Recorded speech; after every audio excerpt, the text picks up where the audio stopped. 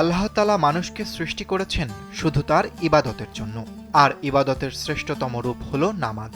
নামাজ শুধু ব্যক্তিগত নয়, বরং সামাজিক ও আধ্যাত্মিক জীবনেও গুরুত্বপূর্ণ ভূমিকা রাখে। মহানবী হযরত মুহাম্মদ সাল্লাল্লাহু আলাইহি ওয়াসাল্লাম বলেন, নামাজ হল দ্বীনের স্তম্ভ, অর্থাৎ নামাজ ছাড়া ধর্মের ভিত্তি গড়ে ওঠে না। রাসূল সাল্লাল্লাহু আলাইহি ওয়াসাল্লামের ভাষায়, আমার চোখে স্নিগ্ধতা বা প্রশান্তি রয়েছে নামাজে। এ থেকে বোঝা যায় নামাজ শুধু শরীয়তের বিধান নয়, বরং তা একজন মুমিনের আধ্যাত্মিক প্রশান্তির উৎস।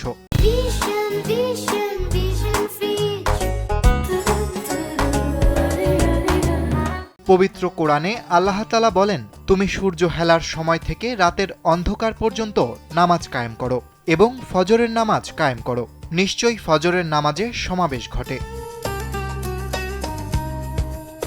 সূরা আনকাবুতের ৪৫ নং আয়াতে আল্লাহ বলেছেন, নিশ্চয়ই নামাজ অশ্লীলতা ও মন্দ কাজ থেকে বিরত রাখে, অর্থাৎ প্রকৃত নামাজি সব ধরনের অশ্লীলতা ও অনৈতিকতা থেকে নিজেকে দূরে রাখেন।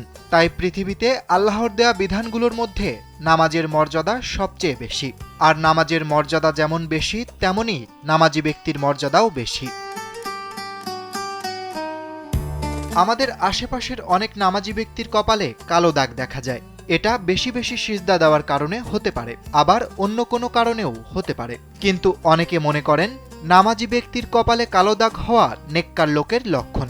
তাদের দাবি, যাদের কপালে কালো দাগ হয় না তারা খুব একটা ভালো না, মুত্তিকা বা পরহেজগার না।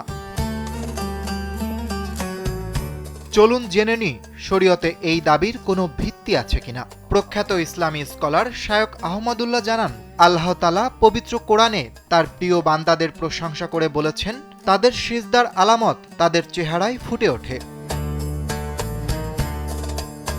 এই আলামত বলতে আসলে কি বোঝায়? এমন প্রশ্নের উত্তরে আহমদুল্লাহ বলেন, কিছু মুফাসসিরের তাফসীরের কিতাবে কপালের দাগকেই এই আলামত হিসেবে উল্লেখ করেছেন। তবে বেশিরভাগ মুফাসসিরগণ বলেছেন, এই আলামত বলতে খুশু, খুজু, চেহারার নুরাইয়াত এবং উজ্জ্বলতাকে বোঝায়।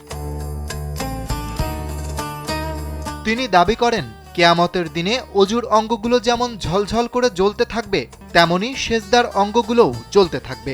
উল্লিখিত আয়াতে সেই আলামতের কথাই বোঝানো হয়েছে। কাজেই সিজদা দিতে দিতে যদি কারো কপালে দাগ হয়ে যায়, এটা তার জন্য ভালো। কিন্তু এর মানে এই না কপালে কালো দাগওয়ালা ব্যক্তি কেবল মুত্তাকি, আর বাকিরা সবাই খারাপ, ফাসিক। বরং অনেক মুত্তাকি লোক রয়েছেন যারা অসংখ্য অগণিত নামাজ পড়েও কপালে দাগ হয় না। অরিত্র বাসু, কালবেলা।